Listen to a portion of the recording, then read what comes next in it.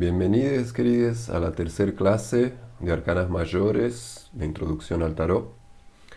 Em, Espero estén bien, espero estemos aprovechando la posibilidad de los ritmos y de los foros. Em, bueno, seguimos. Hemos visto hasta ahora 4 arcanas, la 0, la 1, la 2 y la 3. Y ahora entraremos en la arcana 4, tradicionalmente conocida como el emperador. El emperador, primeramente como un 4, nos habla de una estructura, ¿no? Si el 3 era un triángulo, el 4 ya va a ser un cuadrado. Y en ese cuadrado tiene una cierta estructura y una estabilidad. Entonces, como inicio, el emperador o esta arcana 4 nos va a estar hablando mucho de lo que es la idea de estabilidad. Esta arcana, después de esta explosión de sentidos y de formas y de placeres, viene a tratar de estructurar esta experiencia. En esa estructuración tiene que poner ciertos bordes y cierto margen. Entonces tenemos a la idea de que la arcana 4 es una arcana estructurante y también al mismo tiempo limita, ¿no? Es una arcana también que pone ciertos límites. Nos trae la idea de reglas, de leyes. Sally Nichols habla mucho de la idea de la cultura humana puesta en esta arcana. ¿Por qué? Porque creo que todas las personas tienen un contacto con la naturaleza, pero el contacto que vamos a tener con este emperador empieza a ser un poco una sintonía un poco más fina y propia e individual, ¿no? Entonces también está puesta la idea de que la arcana 3 habla de un cierto amor universal y el 4, o la arcana 4, empieza a tratar o lidiar con ciertas experiencias un poco más individuales o subjetivas, ¿no? Puesto en una idea un poco más individual, pero también puesto en la idea de una cultura que también trabaja dentro de nuestra subjetividad, ¿no? Entonces, el marco natural puede ser visto como algo universal, por más que sepamos también que en esta tierra la diversidad natural es tremenda, la diversidad cultural también es tremenda, ¿no? Pero esta diversidad cultural siempre trata de enmarcar o emula o sigue ciertas reglas dependiendo de qué tipo de naturaleza esté inserida en, ¿no? O por lo menos así lo veo yo. Entonces, veamos a través del tarot tradicional o del Marsella cómo podemos entrar en esta arcana. En el Jodo Camuán vemos esta representación de un rey que está en su trono. Es la primera vez que podemos ver un trono bastante bien dibujado. Entonces esta idea de que está en un trono bastante trabajado, su realeza viene de ese trabajo a través de la naturaleza. Trabajar la naturaleza nos trae esta idea de un trono bien trabajado, pero se posiciona mirando hacia la izquierda, ¿no? Entonces es como si tomáramos a las primeras 5 arcanas como el loco empezando un camino hacia la derecha. Este emperador le va a hacer un contrapunto muy fuerte en este momento porque está mirando de una manera bien de perfil, escondiéndonos una fase hacia todo lo que sucedió antes. Entonces no solo está tratando de estructurar su naturaleza, sino que está tratando de estructurar también su intuición, su voluntad y su locura, ¿no? ¿Cuáles son estos límites que se ponen para todas las arcanas que vinieron y le antecedieron a esta 4? Entonces no es que solo se relaciona con la 3 tratando de enmarcar esta naturaleza, sino que también trata de enmarcar la experiencia humana a través de el conocimiento de las 4 primeras arcanas que vimos hasta ahora. No solo eso, pero su visión la tiene primera en este cetro que tiene una correspondencia con la arcana 3, ¿no? La arcana 3 tenía este cetro en su base sexual. Esta arcana ya la tiene más adelante, la posiciona no sobre su eje sexual, sino que Jodorowsky y Marian Costa dicen que lo apoya en el universo, lo apoya en las leyes universales.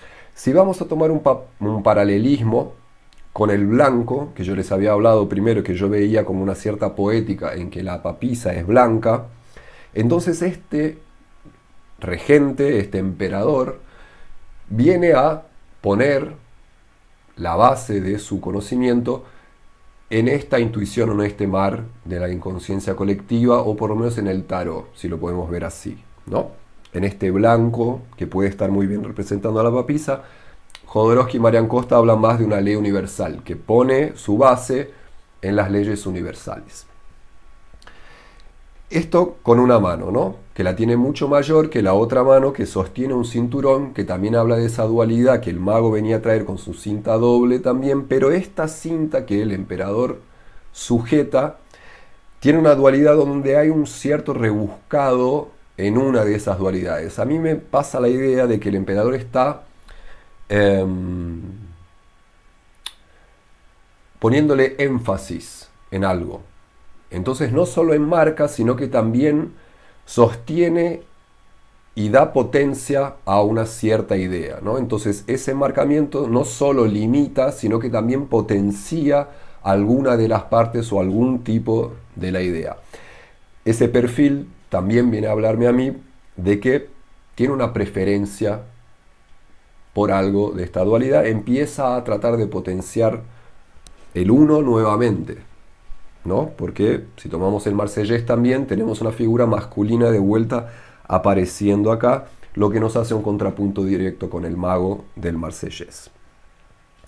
Es interesante ver que este emperador, en la mayoría de sus representaciones, ponele, tiene estos pies o estas piernas que se cruzan, ¿no? En el marsellés es interesante ver esto porque es un movimiento de piernas que vamos a ver repetido en otras arcanas, ¿no? Entonces, que el emperador en el marsellés tenga esta pierna cruzada es relevante.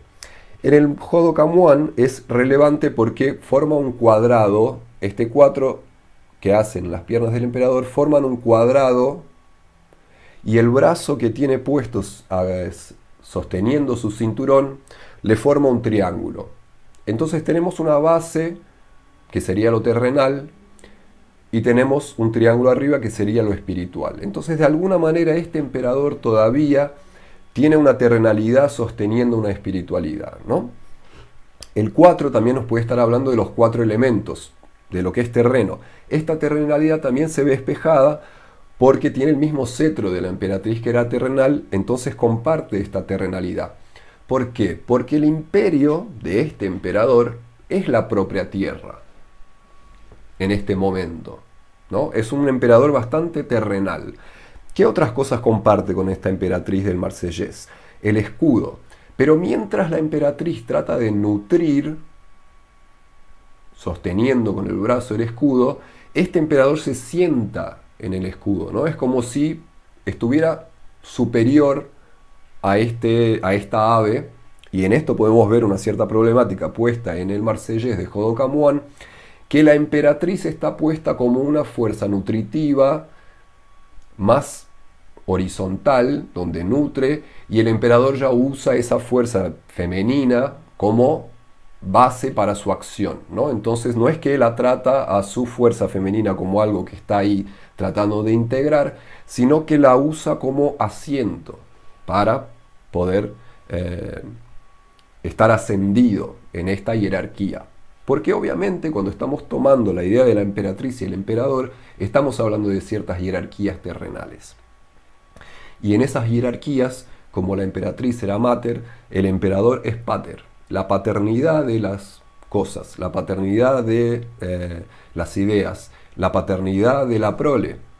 El pater y las ideas de paternidad y nuestra relación con nuestros paters también está puesta muy fuerte en esta arcana. Jodo hace un juego con esta letra E que podemos ver que está medio en este cuello raro del emperador, ¿no? Él hace un juego simbólico de que esta E, la verdad, es una M si le damos vuelta y el círculo blanco que sobra es una letra O. Entonces el emperador estaría hablando de esta letra Om, que es una letra creativa universal en la escuela hinduista, como la gran palabra universal. Lo que nos lleva a una idea bastante viola, que yo estoy muy de acuerdo, que está presente en esta arcana, que es la idea del verbo o la palabra puesta como gran energía organizadora que tenemos para trabajar esta naturaleza o esta inserción que tenemos en esta naturaleza, ¿no? Entonces la idea del verbo y la palabra nos sirve para estructurar nuestras narrativas. Y acá yo voy a hacer un paréntesis porque me parece que tenemos presentes en estas cinco primeras arcanas una idea muy fuerte de cómo se trabaja el tarot, ¿no? Entonces, el loco nos viene a hablar de todas las posibilidades existentes cuando tenemos a un mazo cerrado, ¿no? Entonces en esto voy a hablar una cierta poética del tarot. Cuando tenemos al mazo y lo mezclamos, estamos creando ese caos en un cierto orden, pero todavía no abierto. Entonces esto está para afuera de nuestros sentidos, estamos mezclando el tarot. A través de la acción del mago o la maga, desplegamos ciertas arcanas para crear algún tipo de narrativa, canalizamos una idea y la traemos a lectura en el tarot. Somos la maga, somos le mague, somos el mago en este momento, accediendo a la locura, al caos y desplegando cierta lectura. ¿Qué es lo que vamos a utilizar como herramientas? Porque si nos estamos posicionando como la maga, la papisa, la emperatriz y el emperador van a ser herramientas que vamos a usar para nuestra lectura. Primeramente la papisa, obviamente como el tarot mismo, ¿no? Haciendo ese contrapunto, juntando los tres primeros elementos, va a servir como nuestra intuición también, ¿no? Lo que estamos intuyendo que el tarot está hablando. La emperatriz va a hablar de nuestra imaginación, porque no solo leer el tarot es un trabajo memónico de memorizar los significados de las arcanas para después traerlos como son o como los leímos o como nos enseñaron, sino que tenemos que tener un trabajo imaginativo también, traer cosas y conectar ideas que no estaban conectadas en un primer momento y que no tenemos de la experiencia adquirida, sino que vienen de un lugar, de una abundancia etérea de otro lugar, ¿no? Entonces la imaginación, como la emperatriz, se usa en el tarot. Y el verbo es la herramienta que usamos para leer. Entonces necesitamos de todas estas primeras 5 arcanas para poder entrar bien al tarot. ¿Sí? Entonces el emperador nos viene a hablar de esa capacidad verbal que tenemos de comunicación. Entonces el emperador también comunica. En un sentido tiene autoridad y potestad en eso porque su palabra es ley. Pero es su palabra. Y en el verbo tenemos la idea puesta del logos, de la inteligencia, del intelecto, de cómo manejamos la lógica. ¿Sí? En el marsellés, además de todo lo que estaba hablando, también este rey tiene una cadena, ¿no? Que a mí me gustaba mucho ver en las clases presenciales. Muchas feminidades vienen, muchas mujeres, ¿no? Venían a estudiar personalmente, y el emperador siempre es una arcana problemática. Entonces le decían que era tipo un rapero o un trapero con esta cadena de oro. Jodo y Marian Costa hablan de como si pareciera una espiga de trigo. La abundancia terrenal la tiene ahí puesta, y en el centro de su pecho tiene una cruz, y esa cruz habla de la organización del mundo. Y en esa organización del mundo a mí me gusta hacer este contrapunto con la pierna del emperador en el marsellés, porque digamos que tiene su pierna horizontal adelante de su pierna vertical, ¿no? Entonces beneficia más, o nos muestra que está tratando de beneficiar más el plano horizontal terrenal que el plano espiritual ascendiente descendiente, ¿no? Entonces este emperador, y vamos a tener que ver eso después cómo se está relacionando con las otras arcanas que vamos a ver en el marsellés, cómo va a mutar esto. Este emperador nos muestra primero que la terrenalidad es más importante que la espiritualidad, ¿sí? Entonces este emperador en este momento es muy terrenal. Además de eso, tiene en su casco, que es muy militar también, entonces nos habla también de una fuerza bruta, porque al contrario de las otras coronas que habíamos visto, capaz se eh, dialogaban con la idea de los tres reinos, de la espiritualidad, de la corona de los cielos. Esta ya a mí por lo menos me pasa una idea un poco más militar. Por más que también tengamos un compás ahí que habla un poco de la arquitectura divina, ¿no? De cómo la divindad en algún punto también como gran arquitecto de arquitecte de este gran universo, usa esas herramientas geométricas o de la geometría, digámoslo así, para crear este universo, ¿no? Entonces también tiene ahí este casco que puede estar muy conectada con la idea de una arquitectura universal. En el Hodokamon tenemos la idea de que este águila ahora no tiene el ala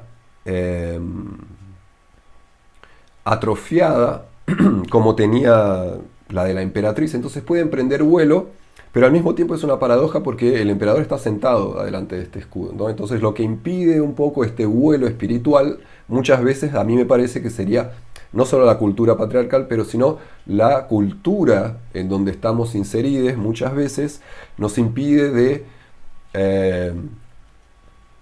acceder a una espiritualidad un poco más libre. La barba azul que tiene habla un poco del verbo como la manifestación de esta espiritualidad o la capacidad que tenemos de, a través de la comunicación, acceder a campos espirituales. Y vamos a ver que también tiene unos símbolos que los vamos a ver más adelante en otras arcanas, ¿sí? Otra cosa que está presente, o por lo menos como me enseñaron el tarot marsellés, el tradicional, es que se dice que este rey o este emperador está en reposo, pero está listo para entrar en acción, ¿sí? Entonces se ve que está en el trono, pero el trono no se sienta exactamente este emperador del marsellés, no está sentado como estaban las otras arcanas, ya tiene una cierta, está como casi a una verticalidad, como tratando de entrar en acción, entonces está puesta la idea de ese reposo de una fuerza actuante. ¿No? Bueno. El de Crowley ya nos lleva hacia otro lado, que no es tan distante de lo que sería el tradicional, pero el Crowley habla de otras cosas. Primeramente, tenemos acá en el de Crowley la inserción de ya no más de una energía planetaria, sino que tenemos el comienzo de la rueda zodiacal. El emperador para Crowley representa la energía ariana, entonces es Aries. ¿Y por qué? Porque si habíamos visto que la emperatriz era Venus, el emperador es Marte, y no solo cualquier Marte, sino que Marte en Aries. Crowley va a trabajar mucho la idea de exaltación en las arcanas mayores, ¿no? Entonces Marte en Aries es un Marte exaltado. Entonces tiene ahí una regencia ariana, por eso el color rojo muy fuerte del fuego, pero también por una regencia alquímica, porque si habíamos visto que la emperatriz para Crowley era la sal y el mago de Crowley era Mercurio, el emperador viene a representar el sulfurio, el fuego que entra en contacto con la sal y a través del mercurio empieza el trabajo alquímico. Entonces tenemos acá ya presente el último elemento alquímico para hacer el trabajo de la transmutación.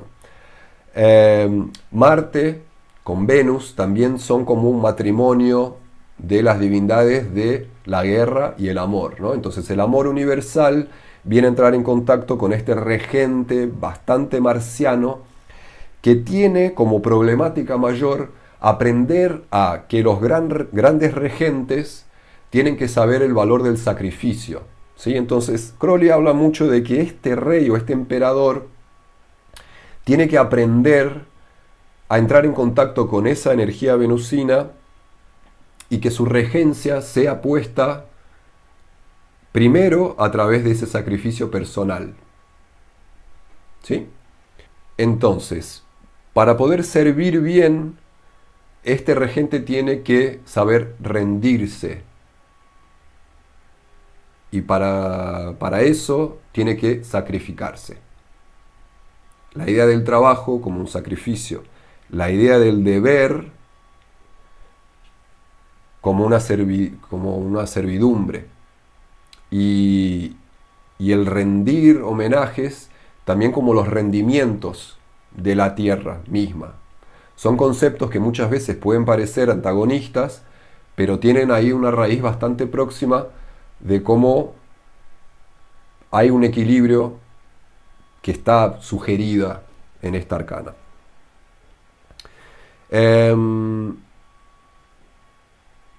Y en esa regencia creo que también está puesta la idea del logos muy fuerte, es que tenemos que tener la inteligencia para saber qué es lo que podemos transmutar y qué es lo que no podemos transmutar. Y cómo podemos transmutar o cambiar las cosas que sí podemos cambiar, ¿no? Esa separación o esa idea de la inteligencia que discierne el discernimiento de lo que podemos cambiar y de lo que no podemos cambiar en el mundo, cuáles son las leyes universales o por lo menos cuáles son las leyes terrenales y cuáles podemos cambiar, cuáles no podemos cambiar y las que sí podemos cambiar, cómo podemos hacerlo de una manera inteligente y las que no podemos cambiar, cómo podemos aceptarlas y usarlas también como potencia. Ese discernimiento del logos está muy presente en esta arcana número 4. Y esa dicotomía también entre ser una arcana de bastante de un reino individual, pero tiene que servir a la colectividad. Entonces es una individuación primera, al mismo tiempo que exige una visión plural y colectiva de su regencia. La arcana 4 de Crowley es bastante solar también al mismo tiempo. Y nos trae una idea bastante presente en el de Crowley, que vamos a ver que es bueno que lo veamos ahora para que no nos perdamos después. Crowley trabaja mucho la idea del cambio de eras en su baraja, en su libro de Thoth, con Lady Frida Harris. El sulfurio, ¿cómo está puesto? Es la misma idea de esta cruz que hace con sus piernas. El sulfurio es simbólicamente representado como una cruz con un triángulo arriba, ¿no? Que no está lejos de lo que Jodo y Marian Costa hablaron antes del cuadrado con el triángulo, pero representado simbólicamente el sulfurio es una cruz con un triángulo arriba, ¿no? Entonces el emperador imita su símbolo en esta pierna cruzada, está mostrándonos su equivalencia alquímica. Pero en el tema de las eras, Crowley dice que estamos cambiando la era de Acuario, como él lo llamaba a veces, también la llama como la época de Horus. Si se acuerdan de la segunda clase, yo había hablado un poco de aquel mito de Osiris y Isis con Nefitis, que Set venía a romper y después engendraban a Horus, que es el regente de la Tierra. Crowley trabaja mucho la idea de que estamos adentrando en una era de Horus, saliendo de una era de Osiris. Entonces esta oveja, que habla mucho de la cristiandad, también está empezando a entrar en sombra. Y para Crowley la era de Horus era una era alquímica, más que una era religiosa, con los dogmas religiosos que fue esta era de Osiris, porque la era de Isis vino primero, ¿no? Primero vino la era de Isis, después la era de Osiris, ahora estamos entrando en la era de Horus. La era de Horus sería una era alquímica, donde el conocimiento espiritual del ser humano vendría no de los dogmas y cánones religiosos como fue esta era cristiana, que Crowley la corresponde con la era de Osiris, sino que sería una era de conocimiento alquímico, de un trabajo más individual a través de la alquimia. ¿Sí? A mí me gusta más la poética de la era de Acuario, pero no está lejos de lo que Crowley hablaba también, y no está lejos de esa nueva era y de una renovación, de una salida de una era que fue bastante dogmática y regida por las grandes religiones, para una era donde acuariana, con otro tipo de verdades y herramientas principalmente. Bueno, dejémoslo por ahí, al de Crowley. Y el libro de Pixie, veremos que este emperador tiene los dos pies en tierra, ¿no? Entonces no tiene ningún pie elevado, y en los pies también no solo los tiene puestos en tierra, sino que está con una armadura. Este es un rey más guerrero, está más marciano que los otros que estaban puestos como indicativos de su fuerza militar. Este rey ya es más de batalla, porque tiene una relación con Aries directa. Este trono, que es bien de concreto, de la materia y en concretud, tiene 4 cabezas de carnero que hablan de la cuaternalidad y de Aries. Tiene a la orbis terrenal en una mano y tiene el símbolo egipcio de la vida en la otra. Tiene una corona, una barba blanca, ya es un señor, pero viene ahí, tiene una idea muy de emperador seco, ¿no? Lo que era verde en la emperatriz ahora son montes y dunas. Y hay algo que es muy curioso en el tarot de Pixie, que es este río de agua que corre ahora bien finito por atrás del emperador. Que habíamos visto que en la papisa era bien oceánico, en la emperatriz vemos que hay un río bastante fluido que va corriendo y irrigando y alimentando todas estas plantas y la naturaleza. Ahora es un hilo de agua y hay más sequía, está más presente esa idea desértica y solar en el emperador de Pixie. Y en la máquina tenemos a un emperador que imita también esta pierna cruzada, pero de una manera un poco más desprolija, que es Kubrick, Stanley Kubrick, representando al emperador. Comparte con la emperatriz esa orbis terrenal que la tiene en una mano, pero comparte también con la papisa el faso, que serían las tabas o el elemento de agua, ¿sí? Kubrick, ¿por qué? Porque Kubrick es el director, entonces el director, la idea del director es alguien que toma la actuación de la emperatriz, la música de la papisa y la voluntad de la maga, y lo transforma lo edita, lo corta y lo transforma en una narrativa que le sirve y pone su nombre, ¿no? Entonces el director hace el film a través de la acción de las otras energías que le habían antecedido. Pero para mí esa estructura que vinimos hablando del 4, de cómo el 4 sirve para estructurar, a mí me parece bastante poético que las películas sean como un trabajo que no vimos lo caótico que fue, sino que tenemos un producto final terminado donde este director actuó muy conscientemente para eliminar lo que no le servía y mostrarnos algo en una narrativa, pasando un mensaje que le sirve a él, ¿sí? Bueno, y entonces, después de el emperador, llegamos al Papa, la Arcana 5. La Arcana 5, como Papa, Hierofante, Sumo Pontífice o Maestres, como pongo yo, comparten una idea en su nombre que sería la idea de un puente o de una transposición de algo. ¿Por qué? De vuelta, geométricamente, si vamos a entrar por el cuadrado, el 5 ya nos trae una idea de una estrella, entonces es ya una figura simbólica que trabaja con con la idea de 5, entonces va para más allá de la terrenalidad, nos trae como una idea de una quinta esencia o de la propia humanidad, ¿no? Porque esa estrella con los 4 miembros y nuestra cabeza también habla de lo humano. No es solo lo que está presente en la naturaleza y cómo podemos ordenar lo que está en la naturaleza, sino que entramos ahora en el campo de lo que es nada más humano.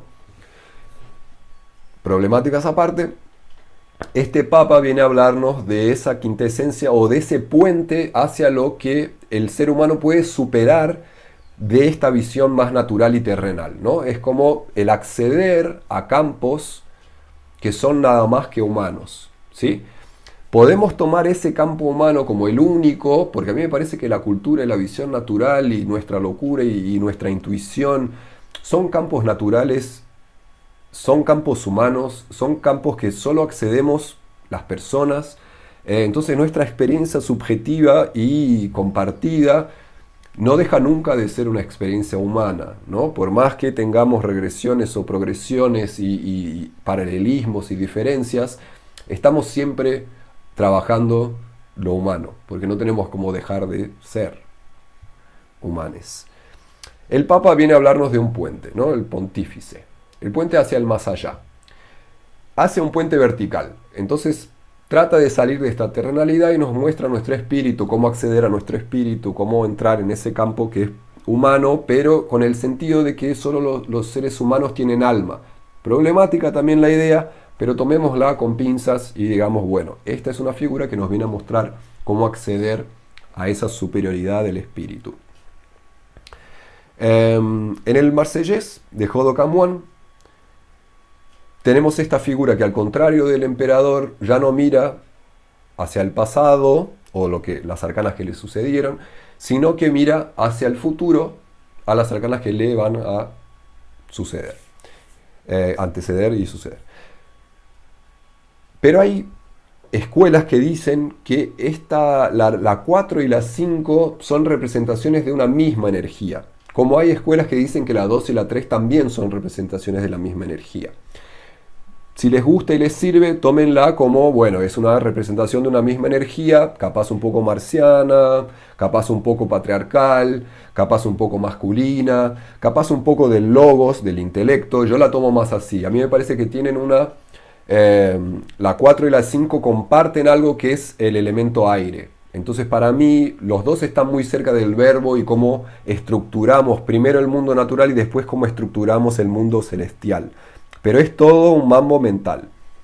Digamos que lo tomamos como eso, o digamos que no lo tomamos. Esta es una energía pura y única que nos muestra algo. Sally Nichols habla muy bien, y a mí me parece que es crucial entender también el tarot de esa manera. Nos viene a mostrar que esta es la primera arcana que tiene una mediación con otras figuras. Es la primera que no muestra nada más que una gran figura humana con algo de lo animal o instintivo, ¿no? El loco podría traer ese perrito. La emperatriz y el emperador tenían este águila, que puede estar hablando de una energía animal o instintiva, de un contacto con nuestra naturaleza primordial. Este papa ya trae a dos acólitos o dos aprendices abajo. Primero, evidencia muy fuerte una posición jerárquica, entonces está arriba de otras otredades humanas, pero también trae la idea de mediación, porque es la primera vez que tenemos una triangularidad, entonces no está sola esta figura. Y Sally Nichols habla que en la teoría junguiana esto sirve como, primero tenemos grandes arquetipos psicológicos plantados que son enormes, como grandes estatuas antiguas de arquetipos y de energías primordiales, que no tenemos mediación, nos toman, son como más fuertes que nosotros, ¿sí? Entonces muchas veces actuamos con estas energías porque tenemos que relacionarnos con estas arcanas enormes y no nos toca otra sino que acceder y jugar con ellas, porque no podemos mediarlas. Son muy grandes, son muy puras, son muy antiguas, son energías muy, muy, muy primordiales.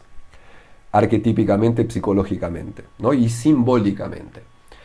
El Papa es el primero que nos muestra que podemos mediar, que podemos tener una conversa, un diálogo con estas arcanas, con estos arquetipos. Entonces no es solo absorber y obedecer los ímpetus de estas arcanas, sino que podemos empezar a dialogar y decir, ¿por qué tengo que hacer esto?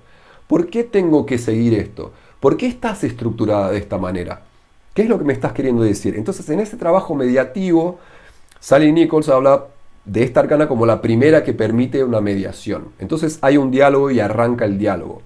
Entonces, podremos ver que si el emperador era verbo, es como un monólogo casi. Estructura pero da órdenes, en doble sentido.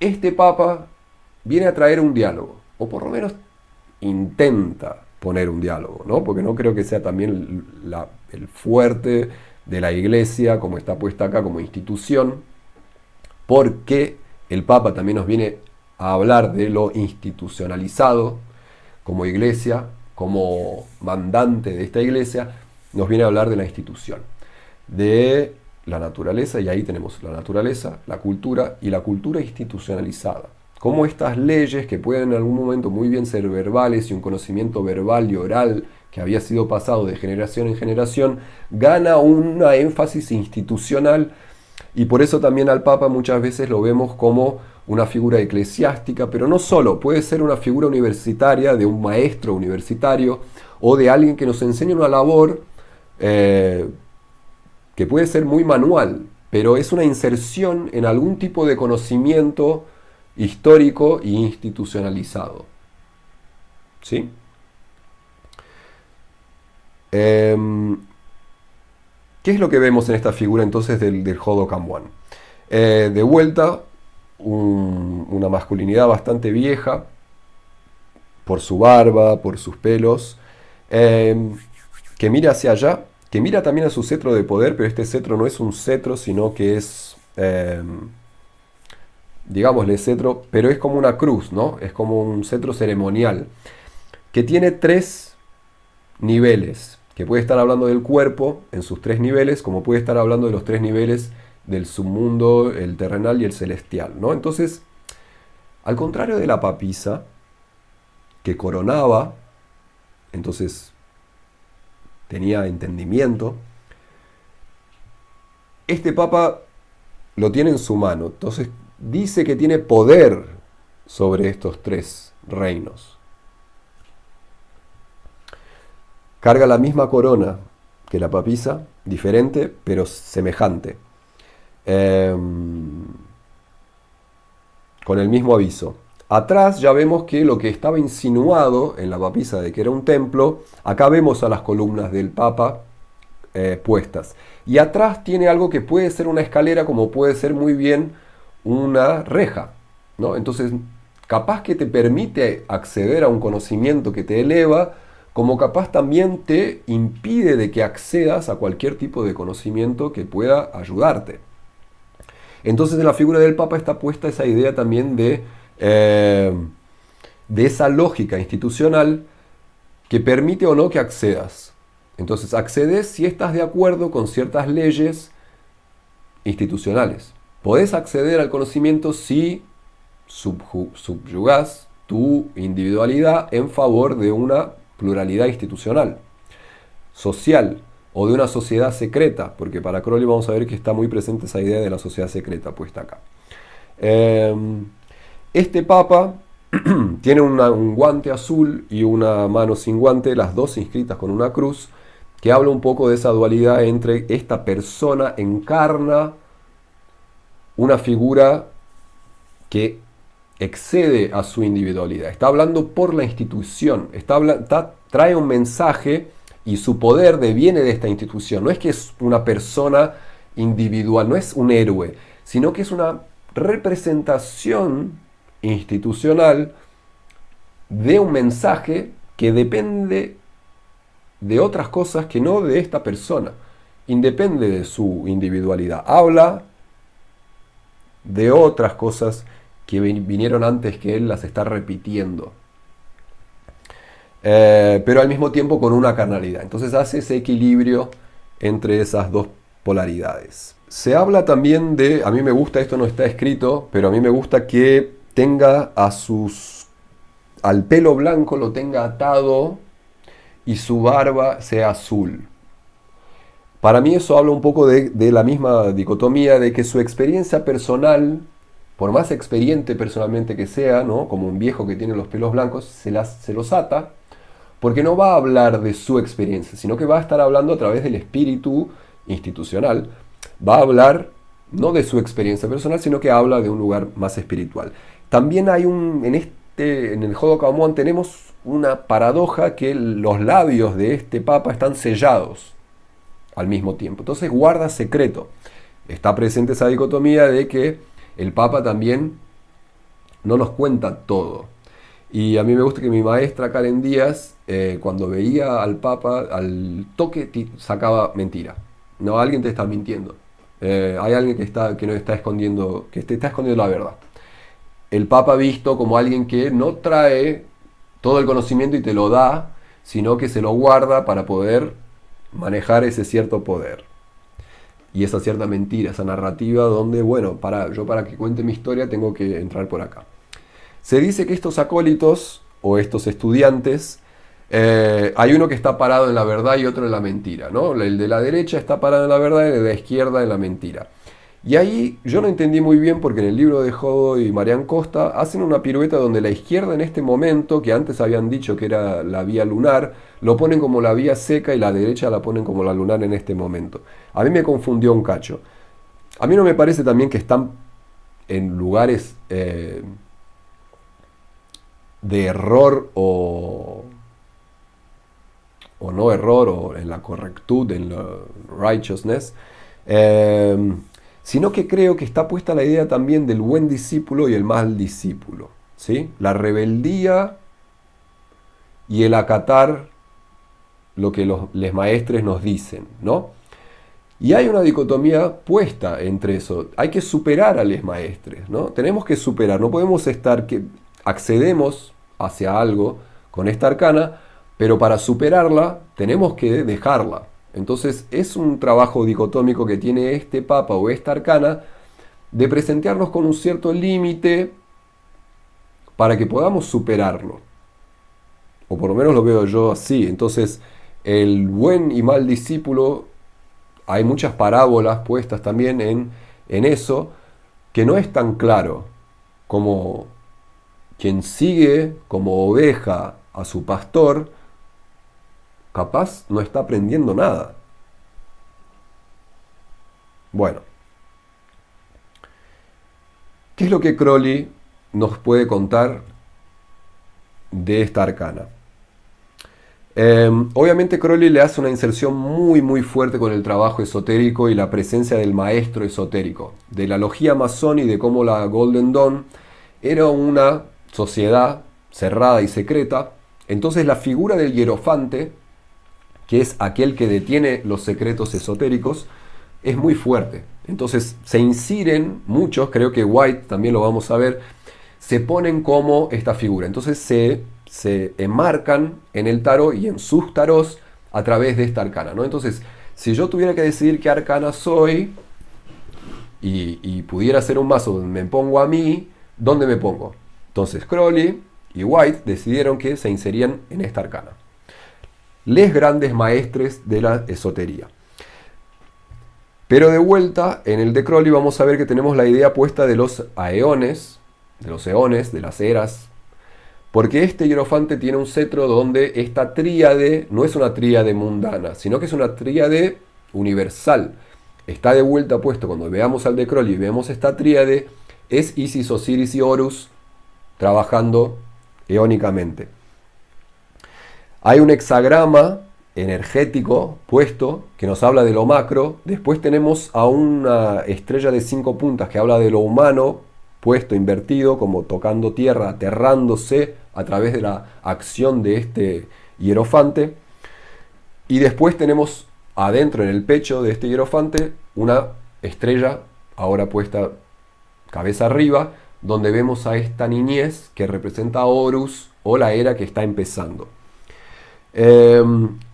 Y obviamente este hierofante, que es una figura bastante grande, tiene abajo suyo a la figura de la papisa. Entonces, Crowley y el Papa con la papisa también, la mayoría de los mazos hacen un contrapunto entre la figura de este maestro institucional y la figura de la papisa como algo externo a esta institución, una sabiduría externa más silenciada. Este tiene la potestad de llevarte, mientras que la papisa te guía de otra manera. Entonces trabaja con la idea de la papisa, pero esta papisa, al contrario de la otra, que era más receptiva y vibracional, esta ya tiene una espada. Entonces trae un corte, ya tiene una actividad en el sentido de que no es nada más que vibracional, sino que es actuante y decide, trabaja con esta idea del Arcana 4 de discernir, el discernimiento de las cosas. Crowley, si el emperador era Aries, el hierofante viene a ser Toro. Entonces representa zodiacalmente a Toro. Pero es un toro que tiene a la luna atrás, entonces la luna está exaltada en Toro, en Tauro. ¿Sí? Entonces tenemos de vuelta la idea de una exaltación de esta luna en Tauro. Tenemos presente por la primera vez las 4 máscaras de los signos fijos del zodíaco: Toro, Leo, Acuario y Escorpio. Y acá después yo lo voy a hacer porque a mí me parece también que hay una problemática puesta en cómo vamos a ver el mundo en el Hodokamuan y cómo se alejan mucho de una lectura bastante clara de del zodíaco puesto en la figura del mundo, el Arcana 21, y cómo se equivocan, de vuelta Sara apuntando errores, donde a mí me parece que se equivocan, o donde crean narrativas para justificar cosas que no existen en el tarot, pero quieren ponerlas en el tarot. Entonces hacen unos saltos mentales y se confunden con teorías, y confunden más que ayudan, ¿no? Pero justifican sus visiones patriarcales. Eso es lo que me parece que sucede. Crowley tiene una visión bastante, es patriarcal también, pero porque es victoriano, pero al mismo tiempo tiene una relación bastante fuerte porque tiene una visión del femenino y masculino bastante más igualitaria y horizontal. Esta papisa, que está acá obviamente en una figura jerárquica un poco menor que este hierofante enorme, pero es una figura activa, no es una figura receptiva pasiva, como está puesta muy hasta el cansancio en el Hodokamuan, de la pasividad de lo femenino, lo que es tremendamente problemático. Crowley cree que para esta nueva era de Horus que estaba empezando, hay que dejar esta idea de que lo femenino es pasivo y empezar a abrazar la idea de la actividad de esa figura de la papisa, de una papisa activa. Bueno, pero lo que quería hablar era que está Toro, Leo, Escorpio y Acuario como los signos fijos del zodíaco. Y este hierofante tiene un trono que es un toro con 2 elefantes, que hablan de la carga, de cómo este hierofante carga con una responsabilidad espiritual y la lleva, ¿sí? Además, a mí me parece que Crowley también hace un guiño con la era de Toro, que fue la era anterior a esta era de Aries y de Piscis, donde había un trato con la Tierra y un equilibrio con la Tierra diferente, pero también Crowley incide a esta masonería de la Golden Dawn en una escuela no solo egipcia, pero primordial. Es como si su conocimiento, el conocimiento de hierofante, atraviesa eras. Su conocimiento es atemporal, no porque existe fuera del tiempo, sino porque existe desde siempre, desde los primordios de la Tierra. El conocimiento de este hierofante está presente y nos trae este conocimiento y nos lo pasa si estamos dispuestos a entrar a esta sociedad con sus reglas esotéricas. Y esa idea de Tauro como algo que junta, o por lo menos la idea de que este hierofante junta las cosas, está presente en los 9 clavos que tenemos arriba. El 9 hace una referencia a una sefirot, que sería una emanación del libro del árbol de la vida. Pero son clavos, lo que le hace la referencia con la letra Vau en hebreo, que es el 6, la 6ª letra, que es el clavo. Este hierofante es lo que junta. Y vamos a ver después por qué los enamorados se paran de vuelta. Y en el de Pixie tenemos a este sumo sacerdote que tiene las columnas como lo tenía la papisa, ¿no? Pero diferentes, porque ahora no son la severidad y la misericordia, sino que son templos donde hay algo muy uterino puesto acá arriba en el de Pixie, que me gusta eso, porque esta figura del hierofante en el de Pixie nos trae algo de la androginía. No sabemos si este hierofante posta es un papa o si es una representación diferente de la feminilidad de la papisa. No sabemos si es la papisa que se está vistiendo con otros colores no tan azules, ahora mucho más rojos, cálidos, solares, para enseñarnos, a través de su verbo y su palabra, lo que la papisa también intuía, o nos llevaba a intuir, ¿no? Entonces, para mí White hace un juego con eso de la androginia. Es interesante ver cómo su corona también es tríade, tiene una corona triple como lo tenía el Papa. Ah, y la corona de Crowley es la corona de Osiris. Y tiene una doble B, como White, ¿no? Entonces White se insere acá, puesto como esta figura. Es mucho más papal en el sentido institucional, tradicional, católico. Estos dos acólitos tienen también un buen y un mal aprendiz, porque las rosas que cargue de la izquierda hablan de los sentidos. Este estudiante se va a perder en los sentidos. Está buscando sus pasiones, lo que no lo va a ayudar. Mientras que el de la derecha tiene flores blancas de la pureza, va a recibir todos estos enseñamientos de una manera pura y va a poder acceder a las próximas arcanas y evolucionar. ¿Sí? También los dos, el de Crowley y el de Pixie, tienen esta bendición a través del fuego y el aire, el corazón y el intelecto. Y es muy loco las llaves papales, porque esto es muy vaticanal, es del Vaticano, esta figura de las llaves de San Pedro del cielo, como San Pedro guarda las llaves, es muy, muy interesante ver cómo están reflejados acá. Bueno, y en la máquina tenemos la idea de les maestres, diferente de lo que sería religioso, porque a mí me gusta trabajar el arte. Creo que el arte es trascendencia, ¿no? Entonces no es solo lo espiritual, lo religioso, sino que el arte nos permite trascender. Entonces, como una concepción cultural, es la culturalidad artística, o no solo la cultura, porque la cultura también puede ser arquitectónica, ¿no? De cómo, no sé, tenemos los baños, son culturalmente puestos, ¿no? Las instituciones son culturales, o cómo trabajamos la tierra, lo que comemos, todo eso es cultural. Cómo hablamos, cómo nos relacionamos, todo eso es cultural. Pero el arte es una trascendencia de esa culturalidad, y el arte puede hablar otras lenguas. Entonces, tenemos presente la idea de les maestres de arte, y está Katsuhiro Otomo, que es el creador de Akira, que es un anime y es también un manga,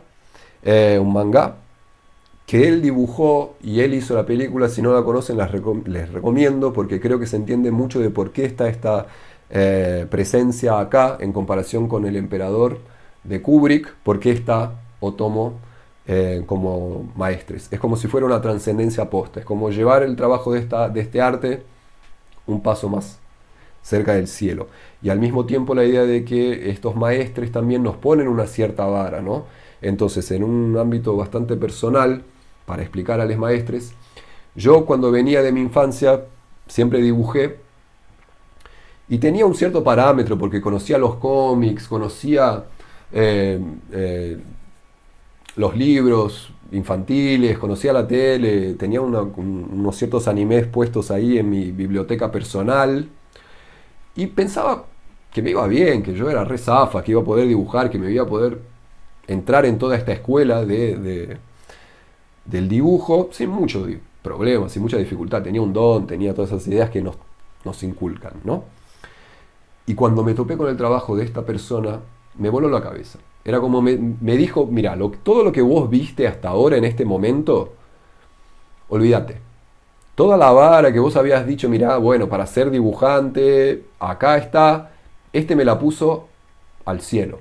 Entonces me hace un trabajo dicotómico que es, primero, te puede llevar a tu búsqueda hacia las alturas, pero al mismo tiempo te puede castrar en una manera donde te desanimás, porque para poder ser buena en algo, hay que superar o llegar o acercarse a una labor tan exuberante y hermosa y potente como esta.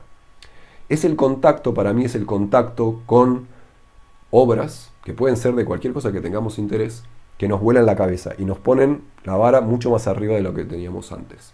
Entonces, eso puede ser bueno o malo, pero para mí el arte está abierta, ¿no? Podés Cuanto más le dediques, más más vas a ser maestre de lo que querés. Y pasamos entonces a lo que sería la arcana 6, les enamoré, el enamorado, los amantes o los enamorados. Y acá de una manera bastante, o sea, si vamos geométricamente, después ahora tenemos la conjunción de dos triángulos, que pueden estar hablando de dos fuerzas duales o opositoras que entran en contacto y tratan de hacer una unión, ¿sí? Entonces tenemos presente de vuelta en la geometría un poco de lo que sería la dinámica de esta arcana, ¿sí? Es como son dos polaridades que están tratando de entrar en contacto. Veamos por qué. Primero en el Marsellés y principalmente Jodo Camuán nos habla de esa triangularidad o por lo menos de una cuaternalidad porque hay tres figuras que están abajo. La horizontalidad de este papa que estaba arriba con sus acólitos abajo se ve invertida porque ahora vemos al héroe abajo y al ángel arriba, ¿no? Entonces el espíritu vuelve a estar ahí y accedemos de vuelta a una terrenalidad. Hay una teoría o hay una idea puesta acá de que estamos accediendo al terreno de lo humano por primera vez también. A mí me gusta eso, creo que el puente que hace el Papa nos saca de nuestra individualidad psicológica, mitológica y simbólica y nos pone en el mundo. Entonces inaugura un viaje social. Este puente es para fuera de nosotros. ¿Por qué? Porque ahora, bueno, vemos tres figuras que se están relacionando. Entonces, además de percibir de alguna manera que hay acá otras figuras que pueden ser simbólicamente vistas como ojos y no como acólitos, sino que como una cierta visión de la divinidad, ahora tenemos presentes tres figuras. Hay acá un juego de toque, no me toque, de esto, aquello, polaridades. Veamos qué dice Jodo Camuán y Marian Costa. Bueno, primero nos dicen que... y acá voy a ir bien rápido. Jodorowsky dice que esta es la arcana de la unión, pero no se sabe bien quién es el enamorado, ¿no? Hace un juego con lo que sería la ambigüedad. Dice que es una arcana ambigua. Y eso creo que es un espejismo que hace él en este punto, ¿sí? No voy a citar, no me voy a pelear con él, bueno, basta. Hacemos proyecciones, ¿no? Entre vicios y virtudes, tenemos que elegir caminos, hay elecciones. A mí me gusta la idea de elecciones puesta acá, porque la verdad Cupido, o este Eros que nos flecha, nos saca de nuestra voluntad, ¿no? Cuando estamos flechados por las flechas de Cupido, es cuando perdemos total noción de lo que estábamos queriendo y queremos de una manera avasallante y nos consume el fuego de la pasión. Entonces, querer hablar de una cierta conciencia en este punto es hablar de algo que tenemos inconsciente. Entonces no hay mucha elección en este punto, ¿no? Es como nos está jugando contra algo. Hay algo que tenemos en inconsciencia que nos está jugando contra, nuestras pasiones, nuestros deseos. Pero tenemos que hacer elecciones. Entonces no podemos tenerlo todo, tenemos que acceder a algo. Y en esto solo le voy a pegar un cachito con un clavo a Jodo, que es que dice que el 6, como la letra 6 de Bau, es el clavo, lo que une. Pero para mí es lo contrario. Como vamos a ver que Crowley y Pixie también hablan, esta es la separación. Es una arcana de separación. Hay que separar lo que antes estaba unido. Entonces, esta es una arcana de no solo del discernimiento, sino que de gran separación. Es geminiana, ¿no? En ese sentido. Entremos en el de Crowley ya. Es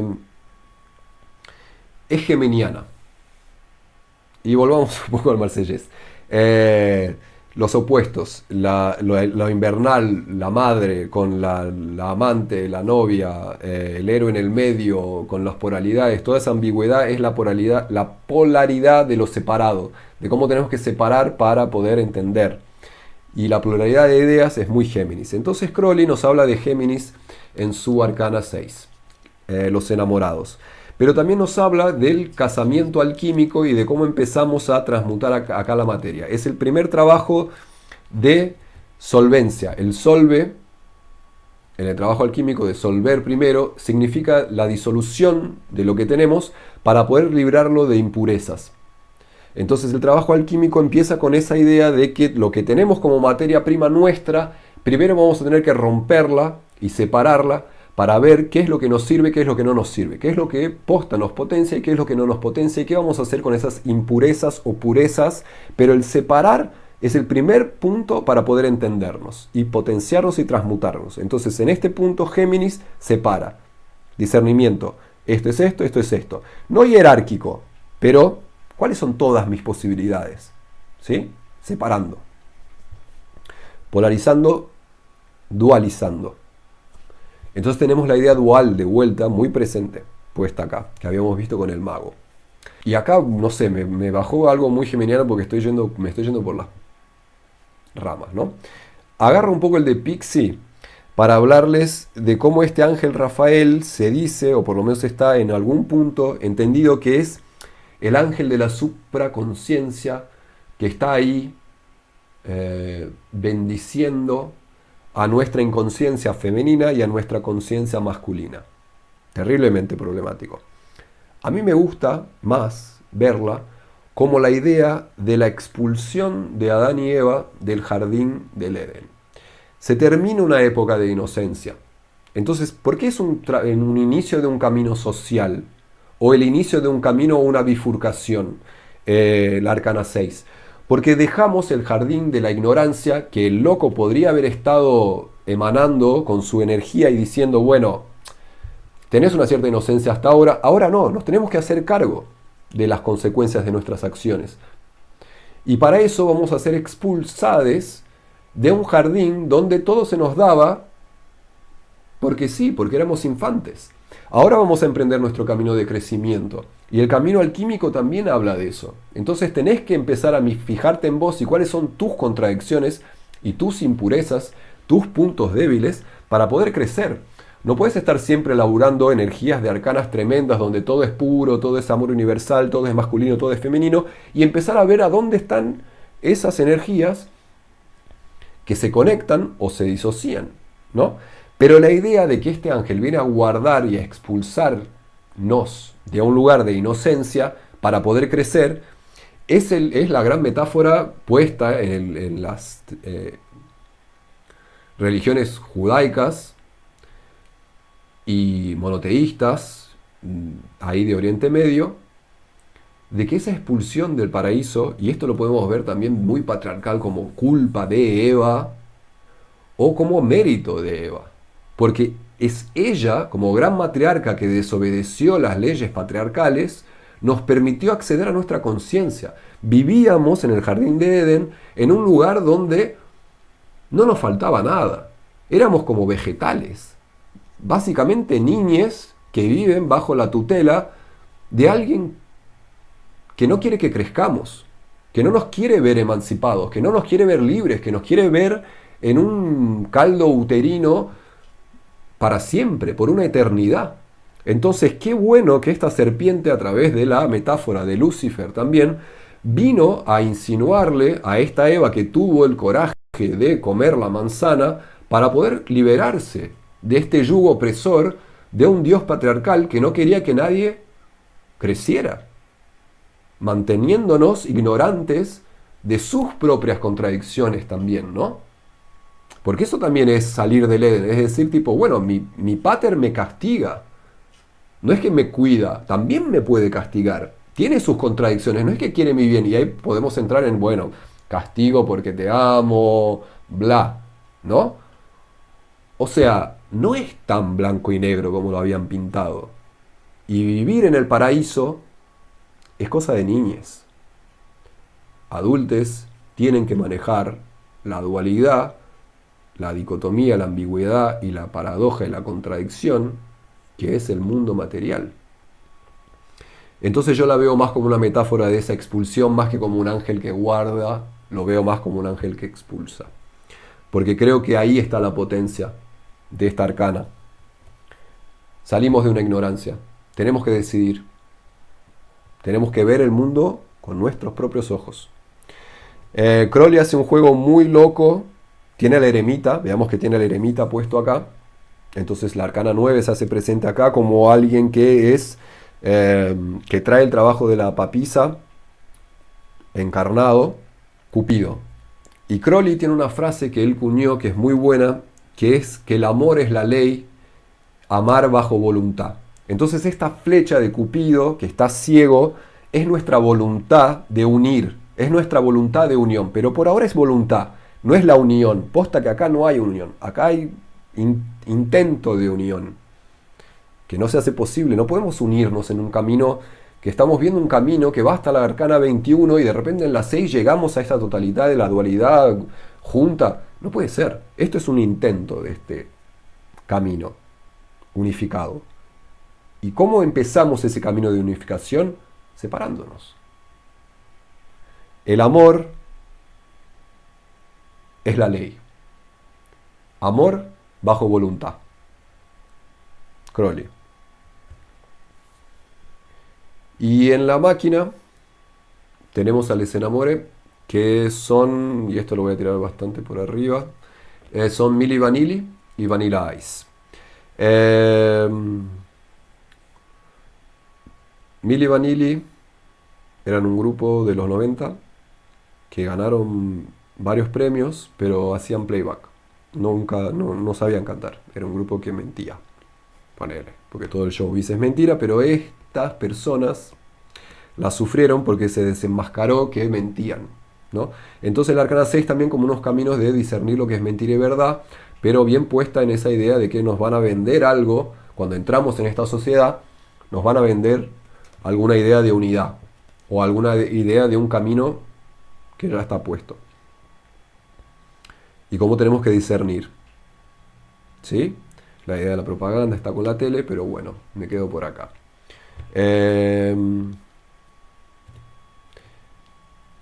Les recomiendo que lean, voy a subir un cómic que habla mucho de la energía del emperador, no voy a usar ninguna metáfora, ya la usé, les enamoré con la expulsión del jardín de Edén, pero para el emperador me gustaría que leyesen el cómic que voy a subir en la expansión, porque habla mucho de una energía que a mí me parece muy piola del emperador. Y veamos entonces cómo usaríamos estas arcanas en lectura, ¿no? Bueno, y con esto termino hoy. Muchas gracias. Emperador.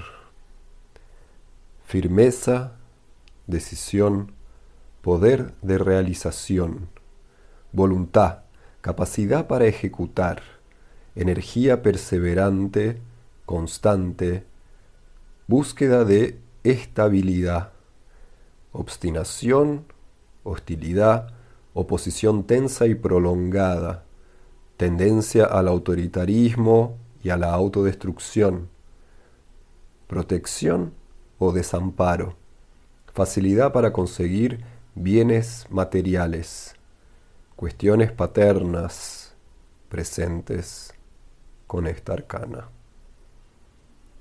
Papa, respeto, autoridad moral, enseñanzas, consejos y recomendaciones acertadas, generosidad, indulgencia, perdón, benevolencia o aprovechamiento del poder, arbitrarismos, moralismos, dogmatismos, consejos equivocados, grandilocuencia vacía o culpa.